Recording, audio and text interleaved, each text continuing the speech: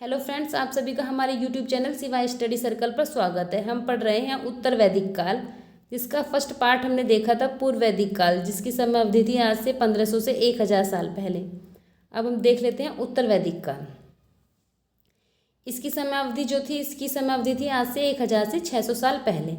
अब हम देख लेते हैं 1000 साल पहले आज से क्या हुआ था। लोहे की खोज हुई। लोहे की खोज हुई तो क्या हुआ, उससे औजार बनाए गए। औजार बनाए गए तो कृषि का विकास हुआ, और कृषि का विकास होने से अर्थव्यवस्था मजबूत हुई। ठीक है। और खुदाई से ज्ञात होता है कि तीर के नोक, बर्छे की फाल आदि का प्रयोग लगभग आज से 800 साल पहले पश्चिमी यूपी में होने लगा था।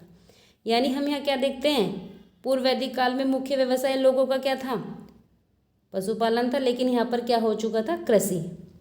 अब देख लेते हैं हम इनका राजनीतिक, सामाजिक, आर्थिक, धार्मिक जीवन। अब हम डिस्कस करेंगे राजनीतिक जीवन। राजनीतिक जीवन देखते हैं इनका।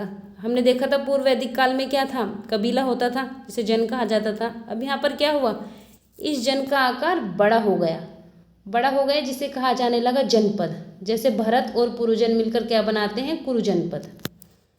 अब राजा का महत्व बढ़ गया। जब कबीला बढ़ा यानी जनपद बना तो राजा का दायित्व भी बढ़ेगा।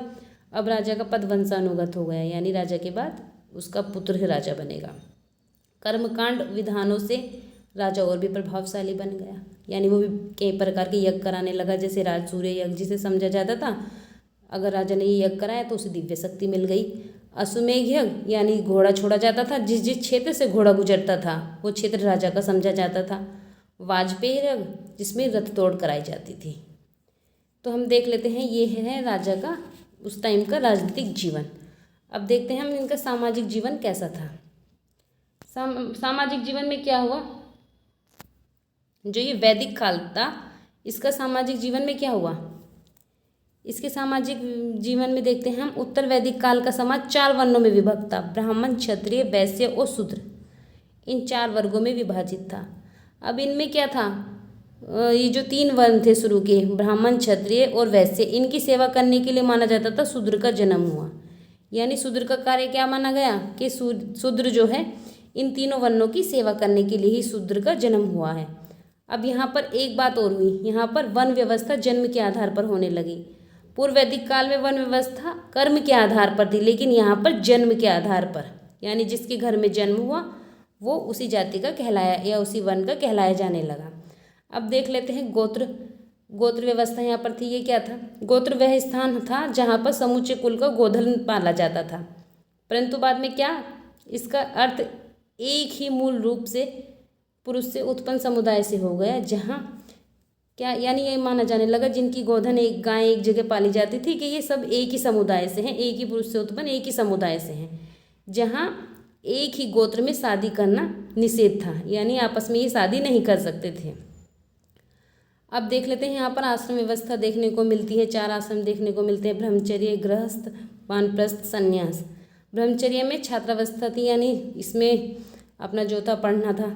गृहस्थ जीवन में गृहस्थावस्था यानी अपने परिवार को आगे बढ़ाना। वानप्रस्थ में वनवास जाना, और इन जो ब्रह्मचर्य वाले हैं इनको पढ़ाना। संन्यास में क्या था, सांसारिक जीवन से विरक्त हो जाना, यानी सांसारिक मोह को त्याग देना बिल्कुल। स्त्रियों की स्थिति में यहाँ पर गिरावट देखने को मिलती है, और जो दास प्रथा भी यहाँ पर इस टाइम पर थी। ठीक है। अब लेकिन इतनी नहीं थी जितनी पूर्व वैदिक काल में थी, पर यहाँ पर दास प्रथा थी। अब देख लेते हैं हम इनका आर्थिक जीवन। आर्थिक जीवन इनका हमने देखा, मुख्य व्यवसाय क्या हो चुका था, कृषि, यानी पशुपालन से अब इनका मुख्य व्यवसाय क्या था, कृषि। वैदिक ग्रंथों में देखा गया है 6, 8, 12, 24 तक बैल हल में जोते जाने की वैदिक ग्रंथों में चर्चा है। मुख्य पशु इनका गाय थी, लेकिन क्या था, घोड़े को भी ये प्रयोग में लाने लगे थे, या घोड़े के प्रयोग को अधिक महत्व भी यहाँ पर दिया जाने लगा, क्योंकि राजा का दायित्व बढ़ा था, राजा की जिम्मेदारियाँ बढ़ी थी, तो घोड़े का प्रयोग भी बढ़ गया। यहाँ पर घोड़ा यहाँ पर पाला जाने लगा। चावल और गेहूँ इनकी मुख्य फसल थी। इस काल में बहुत प्रकार की कलाओं और शिल्पों का उदय हुआ। क्योंकि लोहे की खोज हो चुकी थी, तो लोहारे धातुकारों के बारे में जानकारी मिलती थी। तांबा पहले से ही खोजा हुआ था, लोहे की खोज और हो गई थी, तो हमें इन शिल्पकारों की या धातुकारों की जानकारी मिलती है। अब यहाँ देख लेते हैं चावल और गेहूँ जो इनकी मुख्य फसल थी, इसमें चावल को व्रीहि कहा जाता था। एग्जाम में पूछा गया है चावल को क्या कहा जाता था, व्रीहि या ब्रीहि। ठीक है, अब देख लेते हैं हम इनका धार्मिक जीवन।